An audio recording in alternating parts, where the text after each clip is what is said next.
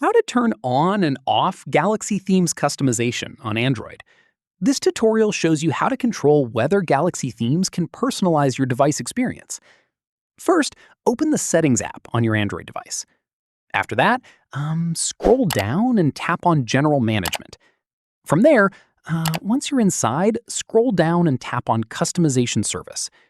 At this point, you'll land on a page showing several customization options that Samsung uses to personalize your device experience. In the next step, look through the options and find Galaxy Themes from the list. Following this, tap the toggle right next to Galaxy Themes to turn it on or off, depending on what you prefer. Once done, when this is turned on, Galaxy Themes is allowed to use your usage patterns and preferences to suggest and apply personalized themes, wallpapers, and visual styles that match your taste. From here, this means the more you use your device, the better the suggestions become.